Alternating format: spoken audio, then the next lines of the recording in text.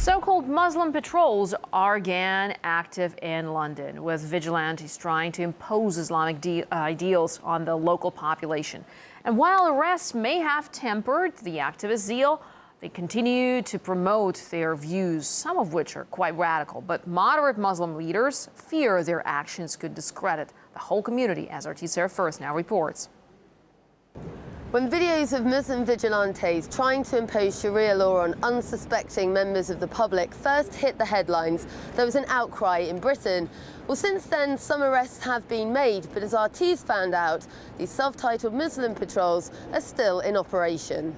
We, the Muslim community, will continue to patrol the streets and clear the streets of all the vices and illegal activities.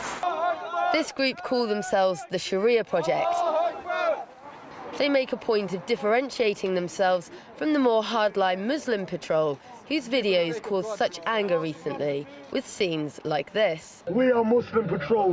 We are in North London. We are in South London, East London and West London. We command good and we forbid evil. Islam is here in London. Mr. David Cameron, Mr. Police Officer, whether you like it or not.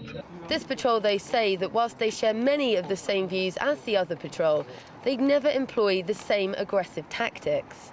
And so I guess then you condemn the patrols that are going out and taking more sort of aggressive measures.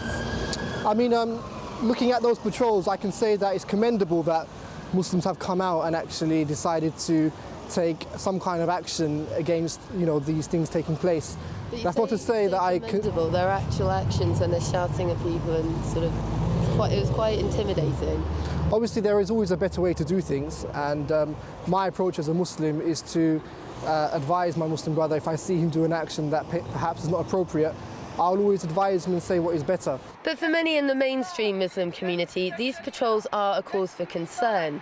With the videos ensuring widespread media coverage, many Muslim leaders have condemned their actions as wrong and unrepresentative.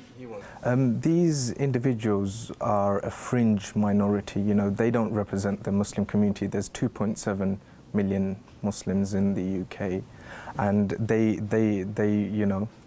would never condone this type of behaviour. Whilst the groups were very clear to us that they had peaceful intentions, some of the members are alleged to be involved with the more extreme patrols.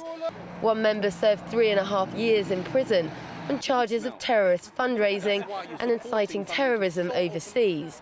And it didn't take him long to make his more hardline views known. Now, if I say the law of the land can go to hell, I believe so, because I believe those who disbelieve in the oneness of God, their final destination will be the hellfire anyway.